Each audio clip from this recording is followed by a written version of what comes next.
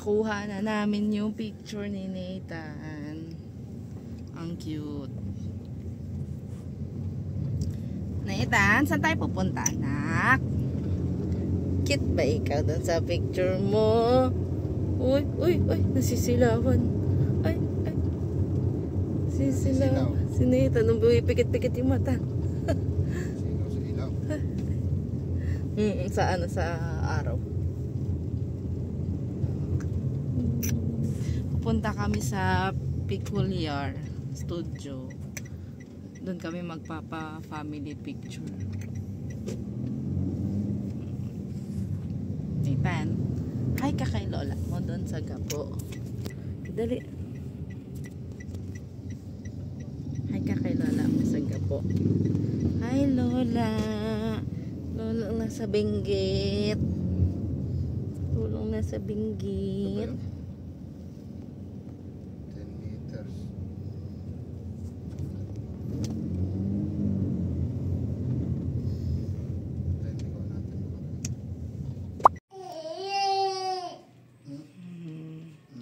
Dito kami sa Peculiar Studio. Mag-family picture kami. Nathan.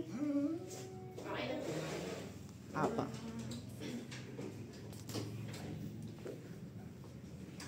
Pwede na po.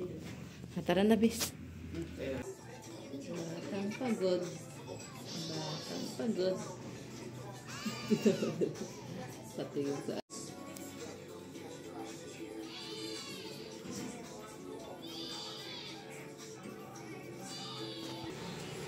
Nakuha na nga pala namin, guys, yung hard copies nung picture ni Nathan na nag-photoshoot siya nung nakaraan. This is from Pick a Baby Studio, located at Cabanatuan.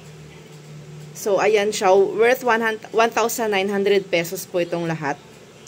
Isang session ng photoshoot, isang theme, yung 1,900. And then, libre na kasama na yung costume. Tapos kapag ka nag-leave ka pa ng review dun sa page nila, meron silang pa-free na frame. 4R yung size nito. So, ayan mga mima ko. Ang ganda-ganda. Ang cute-cute ni Nathan. Ayan. Bali, pinadagdagan lang pala namin to. Ang libre lang nila na hard copies dun sa worth 1,900. Isang ganito kalaki, 8x12. And then, 5 4R size. So, 5 ganito. And then, nagpadagdag na lang kami. Kasi gusto namin lahat ng cute, meron kaming hard copies. Ba? Hindi lang puro soft copies. Ayan. Bali, nasa 80 plus yata yung nito. 80 plus lahat ng pictures niya na sa soft copy. And then, lahat siyan edited na. So, napakamura nan sa 1,900. Sa kasi, sa Olongapomi doon, 4,000. Nag-inquire ako, 4,000. Tapos, hindi pa lahat ng pictures edited. Yung iba roll lang siya. And then, ang mahal lang, namamahalan lang ako. Pero dito sa dito talaga sa Nueva Ecija, mura lang yung mga offer nila. Even yung cake, napakamura mga Nag-order na ako ng cake, Coco Melon theme. 1,800 naman yung cake nila. Tapos fondant siya lahat. All fondant, napakamura. Sa Olonga po yung mga ganun, 3K na, 4K na. Diba? So, ang laki talaga ng tipid na dito gaganapin sa Nueva Ecija yung birthday and dedication ni Nathan. So, ayan siya mga mima ko. Oh, cute oh. Sinama namin itong ipaprint. sabi ni Daddy, bakit pati yung umiiyak daw kasama? Ang cute kaya, diba? Si Jeff pa nga nagsabi na isama ko daw yan para daw nakakatawa eh. Oh. Ang cute. Bali, ipapa-frame ko yan. Etong ipapa-frame ko tong ganitong malaki. Meron pa siya isang malaki na. Yan. Ipapa-frame ko yan. And then, the rest, ilalagay ko sa photo album. Bibili ako ng photo album. Para lahat ng pictures ni Nathan doon na ganito. Ilagay ko lang siya doon. Pati sa birthday niya. So, yan. Yan na lahat. And then, ito yung sa Peculiar Studio. Bali, nagpa-picture din kasi kami doon. Nung time na kinuha namin to, dumaan na rin kami sa Peculiar para magpa-family picture. Yun naman, self naman siya. Self-photo naman siya. Or self-picture. Yung may remote. Yan, ang cute din yun. Magkano ba dito? 1,000 naman to. Bali, itong kinuha namin, 799.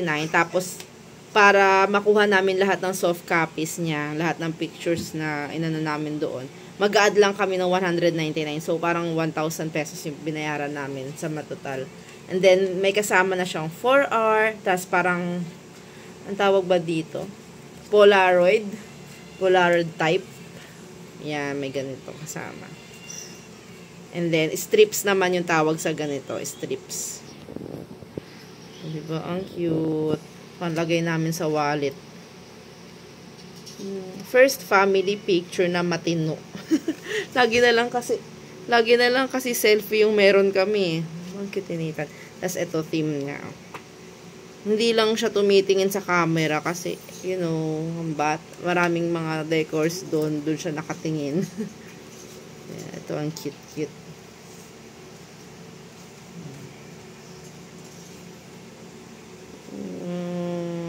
Diba? Cute. Lalagay ko to sa wallet. Ay, ito nakatingin siya dito. Lagay namin to sa wallet tsaka sa photo album. So, ayan lang mga mi. And then, ito naman yung mga ref magnet na ipamimigay namin sa mga bisita. Sa Shopee ko lang to in order. 15 pesos lang yata to isa. Tapos, glossy type na siya mga mima ko. Tignan nyo, ang cute-cute. And ito yung pinili ko, yung tawag doon. Manipis lang. And then, gusto ko kasi yung face lang yung ididikit mo siya sa ref. Ayoko yung buong katawan. Kasi medyo maliit na yun. Hindi makikita yung itsura ni Nathan. So, ayan. Mas bet ko yung ganites. Ang cute. Siyempre, magtatabi tayo niyan para sa amin. Pinasobrahan ko na siya. Konti lang yung bisita namin. Pero pinasobrahan ko na para makapag-abot kami dun sa mga taga-Olonga po. Tsaka sa iba kong friends na hindi makakadating. Yung ano naman, yung souvenir naman para sa mga ninong, inayos na namin. Bali, ano siya, mug lang siya. Mug na may nakalagay na ninang. Tas yung pangalan nila. Tas may box and then ribbon na lang namin.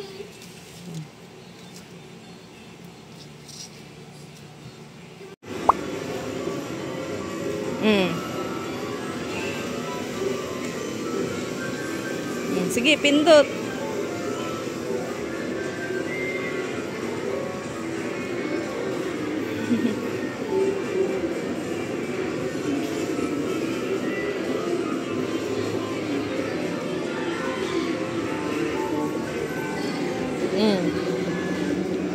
Nathan!